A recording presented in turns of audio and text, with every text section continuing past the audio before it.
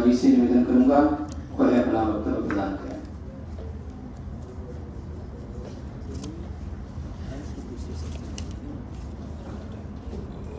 नमस्कार। आज के बैठक के अध्यक्ष आदरणीय भगवत शरण शुक्ल जी, रामदत्त मिश्रा जी, कार्तिक जी और हमारे संचालक श्री, मेरे सामने बैठे हुए जयप्रकाश नारायण देवी जी, बगल में बैठे हुए रामपाल जी जिनके हमें आतिथ्य हैं, उनके बगल में आर यूनिवर्सिटी के कुलसचिव श्री और कोटा से आए मैडम श्री और इस तरह बैठे हैं हिंदी के अध्यापिका भी है, कुछ समय से पहले भी परिचय हुआ है ऐसे मैडम श्री और सभी विद्वज्जन और सभी छात्र छात्राएं। मैं कहीं भी जाता हूँ तो कुछ प्रेरणा लेके जाता हूँ, आता हूँ और कुछ संकल्प से कुछ काम करता हूँ। तो ये मैं बैठे बैठे देख रहा था जिसको मुझे प्रेरणा देना है वो एक एक करके पीछे से चले जाते हैं, वो मैं देख रहा था। फिर मैं संकल्प में नहीं करता हूँ कि प्रेरणा तो मुझे ही देना है, मुझे ही देना है। तो थोड़ी बात मैं भी कर लेता हूँ और बाद में मैं ये दीर्घ दृष्टा महाराजा सयाजीराव गायकवाड़ तृतीय की मेरे विचार प्रकट करता हूँ। मैं यहाँ के गोधरा के पास के आसपास के गांव का वतनी हूँ।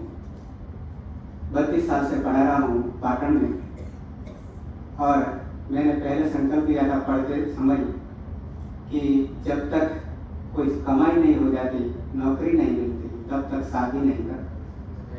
तो अध्यापक बनने के बाद शादी की।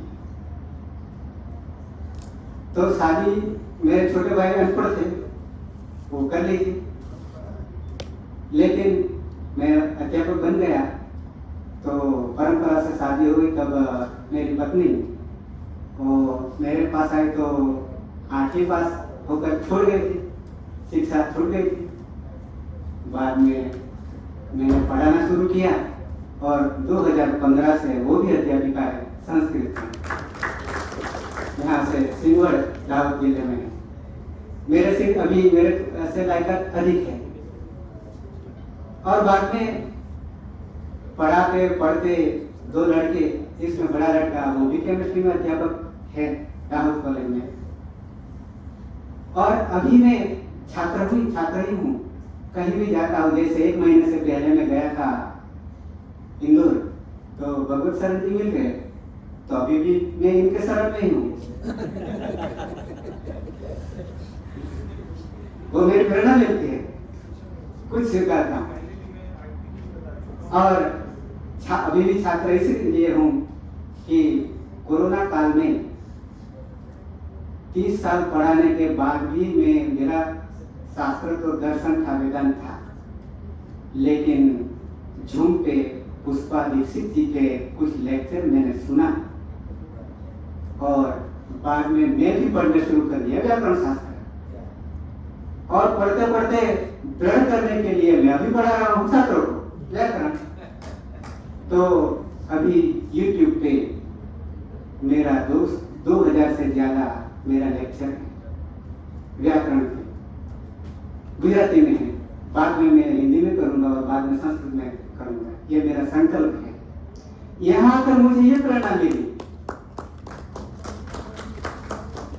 कि सयाजीराव को थोड़ा पढ़ा मैंने पढ़ा तो मेरा रास्ता कुछ सही पे जा रहा है कि उनकी जो शिक्षा है वो बिल्कुल फ्री थी। अभी यहाँ ये टाइटल है जो NEP 2020 का, वो पढ़ने का तो बहुत विकल्प वहाँ लिखा है, लेकिन फ्री में कहीं में शब्द नहीं लिखा। तो मैं अभी 100 छात्रों के कैपेसिटी का जूम, खुद का लाइसेंस और हर रोज 3 घंटा एक्स्ट्रा वर्क व्याकरण पढ़ा रहा हूँ और अवकाश में 6 घंटा पढ़ा रहा हूँ व्याकरण करके। ये मेरा संकल्प है और आगे बढ़ता रहूं, आजीवन छात्र ही रहूंगा। तो अभी मैं थोड़ा विचार मेरा प्रकट करता हूँ। आज से कई साल पहले जो श्रीमंत महाराजा सयाजीराव गायकवाड़ ने जो भी किया है वो आज तक किसी ने नहीं किया है। विश्वामित्री नदी के किनारे बसा हुआ बड़ौदा शहर का तत्कालीन राजा श्रीमंत महाराजा सयाजीराव गायकवाड़ विश्वामित्र ऋषि से येन केन प्रकारेण प्रभावित है, क्योंकि ऋषि विश्वामित्र ने तप करके खुद का नाम वेदों में सार्थक किया है। वैसे ही श्रीमंत महाराजा सयाजीराव गायकवाड़ अपने आप खुद पर निर्भर होकर अपने विस्तार को अंग्रेजों के सानिध्य में रखकर भी बहुत बड़ा काम उन्होंने किया है। आज हमारे देश में 5 साल पहले NEP 2020 की जो बातें हो रही हैं वो पूरा काम तो श्रीमंत महाराजा सयाजीराव गायकवाड़ ने करके दिखाया है। बड़ौदा के विस्तार में कहीं भी जाओ, चाहे MS यूनिवर्सिटी हो, न्याय मंदिर हो, पुस्तकालय हो, आदिवा तालाब हो, कमाटी बाग हो, शैक्षणिक कोई भी संकुल हो, किसानों का कृषि का कोई भी प्रोजेक्ट हो, तत्कालीन शिक्षक की व्यवस्था सभी को बिल्कुल फ्री में, इतना ही नहीं विदेश में पढ़ाई करने जाने के लिए पूरा खर्चा जैसे डॉक्टर भीमराव अम्बेडकर साहब ने दिया था। आप सभी को परिचित हैं। पढ़ाई नहीं करने से दंडनीय व्यवस्था की थी। स्वयं 12 साल तक तो अनपढ़ ही थे, फिर भी 19 साल में सब कुछ पाकर राजा बनकर प्रजा को बहुत सेवा की थी। जैसे रामायण कालीन राम का ध्येय वाक्य था, प्रजा सुखी तो राजा सुखी, प्रजा दुखी तो राजा दुखी। लेकिन ये ध्येय वाक्य अभी कुछ उल्टा दिखा रहा है। प्रजा दुखी तो राजा सुखी, ऐसा कुछ दिख रहा है। रामायण काल में जो प्रभु श्री राम ने प्रजा के लिए जो काम किया था, उसी तरफ श्रीमंत महाराजा सयाजीराव ने सभी प्रजा को किसी भी भेदभाव के बिना प्रजा के अनुरूप अंग्रेज सरकार होते हुए भी साथ में रखकर प्रजा सुखे सुखम राज्ञः प्रजा नाम च हिते हितम नात्मप्रियम हितम राज्ञः प्रजा नाम तो प्रियम हितम। प्रजा के सुख में राजा का सुख निहित है। प्रजा का हित ही राजा का वास्तविक हित है। प्रजा के हित में उनका हित है। राजा का अपना प्रिय कुछ नहीं है। प्रजा का प्रिय ही उसका प्रिय है। जो जन समूह राजा के द्वारा पालित किया जाए वह प्रजा नाम से जाना जाता है। वह राजा चाहे ईश्वर रूप में हो या फिर भौतिक शरीरधारी मनुष्य। कौटिल्य का यही कथन का पालन श्रीमंत महाराजा सयाजीराव गायकवाड़ ने पंक्ति सह पालन किया है। भगवान राम की जगह यहाँ केवल राव का ही अंतर है। राम की जगह बड़ौदा नगर की भूमि रस धरती को विश्व के फल पर लाने की अहम भूमिका श्रीमंत सयाजी महाराजा गायकवाड़ ने निभाई। इसलिए आज हम बड़ी प्रसन्नता से उनका गुणगान कर रहे हैं। अभी पंडित डॉक्टर रामपाल शुक्ला जी के सानिध्य में यहाँ भी राम और पाल है। राम को पालने वाला तो है ही, लेकिन राम की तरह पालन करने वाला रामपाल है।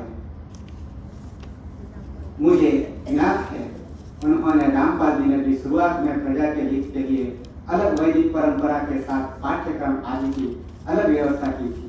मैं भी उनका साक्षी रहा हूँ।